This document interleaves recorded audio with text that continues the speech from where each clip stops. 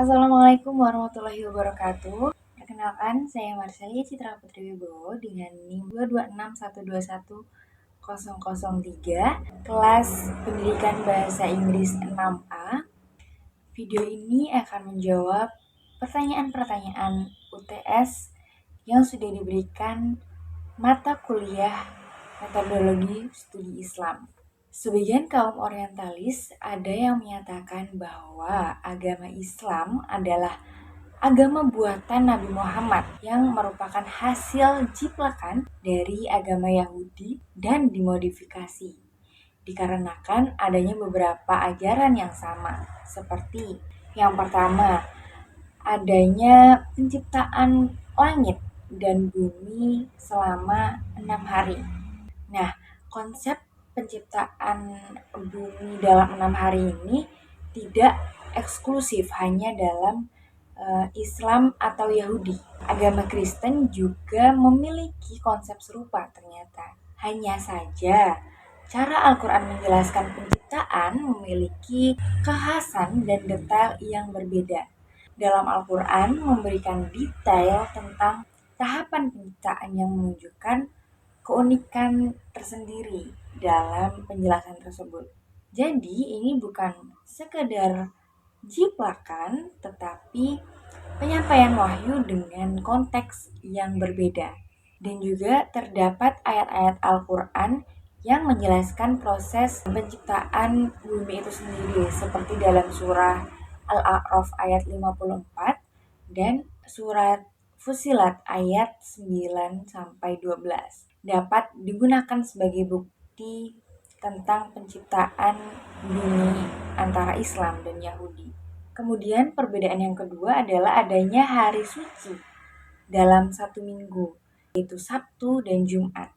Meskipun ada hari yang dianggap suci dalam kedua agama, Islam dan Yahudi, tapi esensi dan praktik ibadahnya itu berbeda. Sabtu bagi Yahudi adalah hari istirahat total, sedangkan Jumat bagi kaum Muslim adalah hari untuk melakukan hal baik seperti sholat berjamaah, sholat Jumat bagi kaum lelaki, dan refleksi diri. Perbedaan esensial ini menunjukkan bahwa Jumat bukan sekedar jiplakan dari hari Sabtu milik agama Yahudi.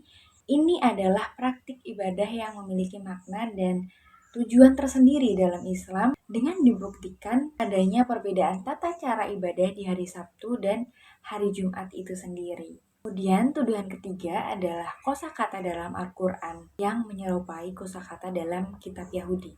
Adanya kosakata yang sama tidak berarti jiplakan. Seringkali bahasa memiliki kata serapan dari bahasa lain. Selain itu, Islam dan Yahudi memiliki akar nabi yang sama. Jadi, konteks penggunaan kosakata tersebut dalam Al-Quran seringkali berbeda dengan penggunaannya dalam kitab Yahudi. Ini menunjukkan bahwa Al-Quran memberikan makna baru dan konteks yang berbeda. Hal ini dapat dibuktikan dengan melakukan analisis linguistik dan komparatif yang akan menunjukkan perbedaan konteks dan makna penggunaan kosakata tersebut. Kemudian yang keempat adalah perjalanan dagang Nabi Muhammad ke Syam. Nabi Muhammad memang berdagang ke Syam, tetapi tidak ada bukti yang kuat bahwa beliau mempelajari agama Yahudi secara mendalam dalam perjalanannya menuju Syam tersebut. Wahyu Al-Quran diturunkan secara bertahap dan memiliki keunikan yang tidak ditemukan dalam kitab Yahudi. Al-Quran mengandung ajaran-ajaran yang berbeda secara signifikan dari ajaran Yahudi. Ini menunjukkan bahwa Al-Quran bukan sekedar modifikasi dari ajaran Yahudi.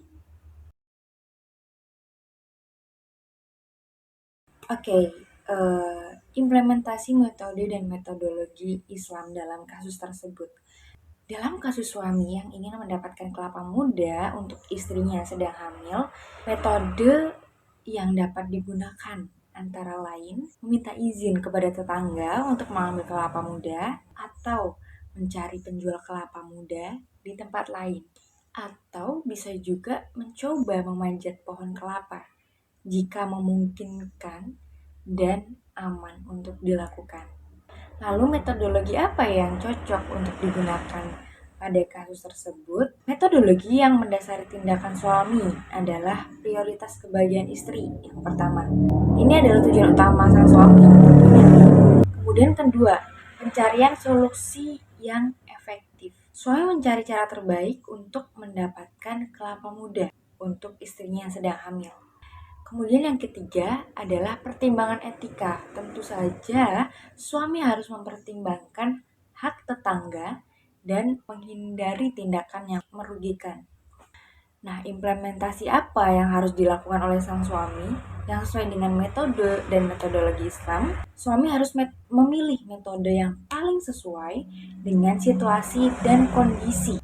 Seperti meminta izin tetangga adalah pilihan yang paling etis. Jika tidak memungkinkan, maka mencari penjual kelapa muda adalah alternatif lain.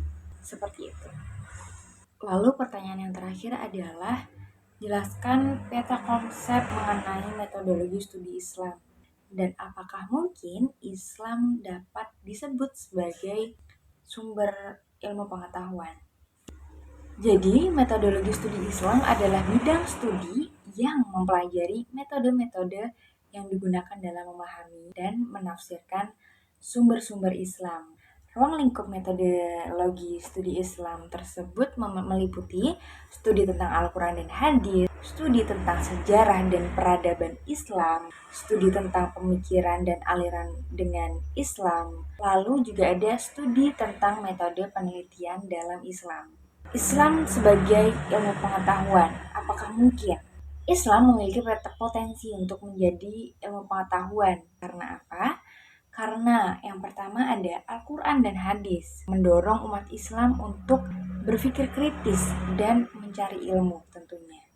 Dan juga terdapat ilmuwan-ilmuwan muslim seperti Al-Khawarizmi di bidang matematika, kemudian ada Ibnu Sina di bidang kedokteran, lalu juga ada Al-Farabi dalam ilmu filsafatnya.